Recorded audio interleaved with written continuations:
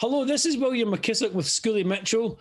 I'm your expense reduction specialist. And as a point of note, remember, this is not my day job. This is something I'm doing to promote businesses locally and internationally, because I can say internationally today because I have David Aherne with me, and he's actually buzzing in from Australia. David, welcome to the show. Hi, William. Thanks for having me on. It's an absolute pleasure. So let me tell the viewers a little bit about your company, and then we'll get into some questions and you can explain more about what you do and why you're here. So David Aherne is the CEO with Across the Ocean Shipping. It's an international logistics and freight forwarder. His head office is where he's coming from right now, is based in Australia. He has offices in the United States and in the Los Angeles area, and an office in Rotterdam in the Netherlands. So David, Give us a little bit about your personal history from coming from England and the UK to Australia to the USA. It sounds like a bit of a journey. Yeah, it's certainly been a journey. I often say I could write a book on my life. I was born and bred in the UK. I've moved into freight forwarding after I left school. Spent a few years working for a couple of freight forwarders in the Birmingham area of the UK. The age of 26, packed up, went backpacking for a year around the world, fell in love with Australia, went back to the UK, got a visa to move over to Australia. And me and my wife moved over here. As I was coming over here, I'd always had this vision to sort of do my own thing and set up my own business. So when I got here, I did a couple of temping jobs, and then basically just got a friend to build a cheap website for me, which concentrated on personal effects. So personal effects shipments, we run a Google AdWords campaign. People email asking or call asking for quotes to move their personal effects around the world. The reason I went with personal effects was A, I had no contacts down here in Australia, and B, personal effects is all cash up front. So they pay the money, I could pay the bills, and then we'd arrange the shipping, etc. So from that point, in my front room of my apartment, I started the business. 12 and a half years later, we're up to 16 staff out here in Australia. November 2017, I set up in America. So we opened our office in Ontario, California. I've got 5 staff working out of there at the moment. They get all things considered with COVID, they're going really well. I'd always been fascinated by the US, and I love the US. I love the culture, the people, and it's the market to be in. If you want to be successful in business, the US has a lot of opportunity. So, I decided to dip my toes in the US, and away we go. So, yeah. So tell me, why the US? Obviously, Los Angeles seems like a natural port for you to start, coming from Australia.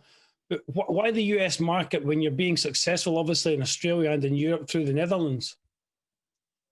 So with Australia, it's a small market. So there's only sort of 26 million people in Australia.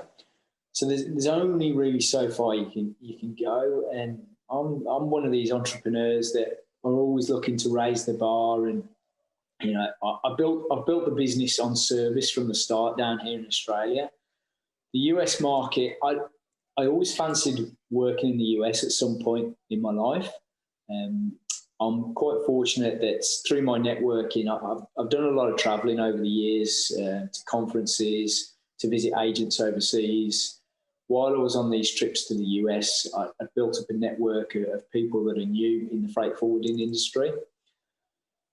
I come back, I decided to apply for our MVOCC to operate in America. And then I reached out to my contacts in America and asked if they'd be interested in joining my team.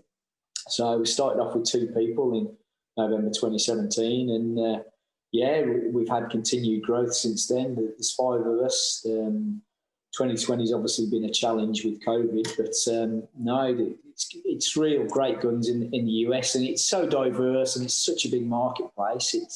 It's a fantastic spot, and the reason I chose Los Angeles was it's a direct flight from Melbourne. It's 15 hours on a plane. You know, I can be there the next day. It's one flight. I know it seems like a lot, but it really is. I can get on a plane on Monday morning in Melbourne, fly 15 hours. I land in LA on Sunday evening. It's 10 o'clock at night, so it's great. You keep doing that, you'll get some days back. So tell me what a typical client for across the ocean shipping looks like. So we have a variety of clients. So when I initially set the business up, as I said, it was purely personal effects. After about 12 months, I sort of started growing up my network and getting out there and bringing on commercial clients. So typical client for us now can be anything from supplying mining screens out to the sites in WA or Utah. We ship a lot of construction materials into and out of the US. We've got a big animal food export account, which we ship out of the US to Asia. Import, obviously, there's a lot of imports coming in from China into the US as well, which you know, could be anything from flooring to handbags to absolutely anything. You'd be amazed what is shipped around the world. And you know, if you just look around a standard room, you'll probably find most of what you've got in that room has been imported from somewhere. Yeah. So what makes your company different from the other freight forwarders in your industry? What makes you stand out?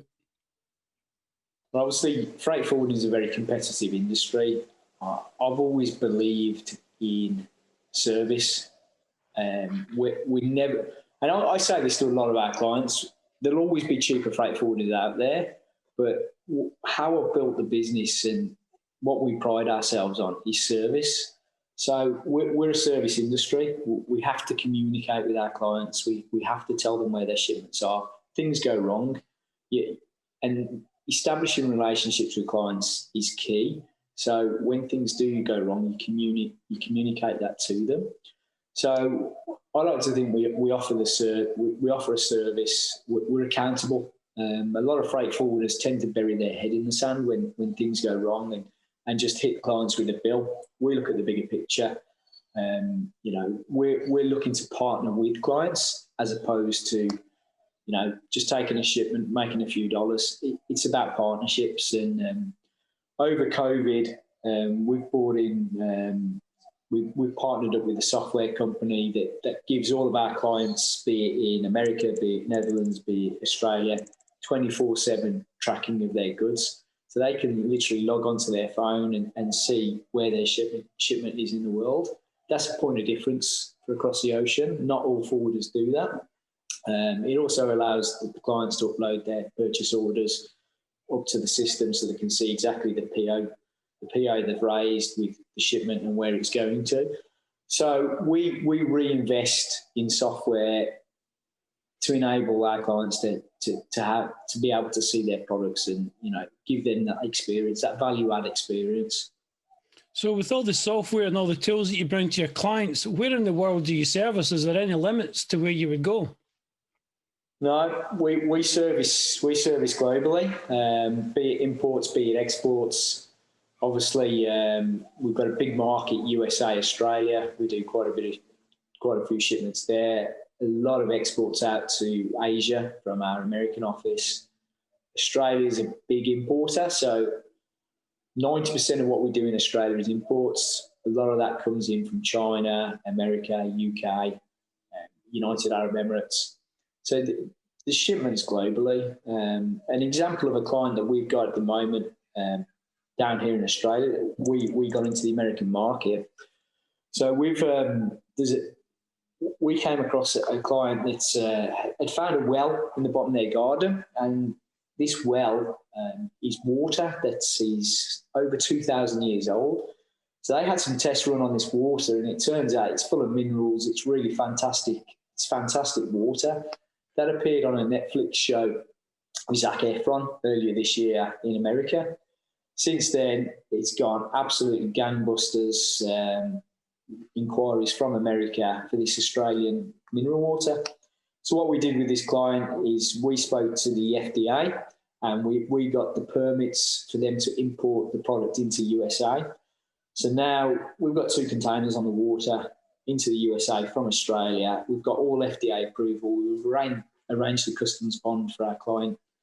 So when it arrives in America, it can be cleared. Every single bottle of that water, because we arranged the FDA approval, has across the ocean shipping name on that bottle of water. So it's part of what we do as a service value add-on as well. Mm-hmm. I mean, that sounds a little bit like to me as a layman, as an unusual product to be shipping 2,000-year-old water. So tell me a story of something unusual that you've shipped over the years. Something unusual. There has been all sorts of stuff, be it we've shipped these big 5-metre wide mining screens that we've required permits where we physically had to get in touch with the power company to take down telegraph poles in order to move these screens over a weekend, obviously when there's less traffic, to a mine site and deliver them out. We've imported chandeliers for a big personal effects client, CEO of a large food company that's, we had to hand white glove deliver into his home. We've exported animals for clients who've been moving overseas, so we've put them on an aeroplane and shipped them overseas. So we really do anything. And part of freight forwarding that makes things, every day interesting. Every day is different.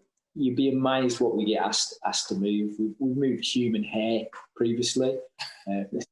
There's never a dull moment in what we move. Fantastic. So anybody watching this that wants an absolutely high quality shipping freight forwarder to move some stuff, anything across the world, I can say stuff because it covers everything. Contact David. David's the man at the top, but he's got a fantastic team there with him. So please contact him here in the United States. You want to ship anything across the world. His details are under his portion of the video. So please reach out to him. And I've got one final question, David, is that what's next for the across the ocean shipping company as we're starting to come out of COVID with the vaccine taking effect? Expansion. So over the last year with COVID, I've looked into the business and opportunities to grow the business. We've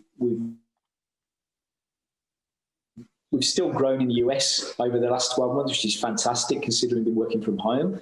But eventually I'm looking at establishing an office footprint over on the East Coast. So we've got the West Coast, the East Coast covered, and really getting a strong footprint in the American market for across the ocean.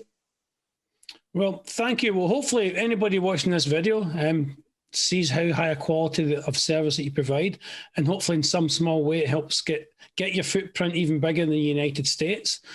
So all the way from Melbourne, Australia, David, thank you very much for coming on my show here in the East Coast of the United States. Although I'm on the West Coast of Florida, I'm still considered East Coast. That's a logistics nightmare explaining that. So thank you, David, for coming on. I really appreciate it. I couldn't run this show without people like yourself. And as I say, hopefully anybody watching this realizes that this is a real high quality organization that you have behind you, and you can help so many people move all their items across the world. Thank you. Thank you, William. I appreciate your time. Thank you. Thank you very much. And I'll now hand it over to Dave for the weather.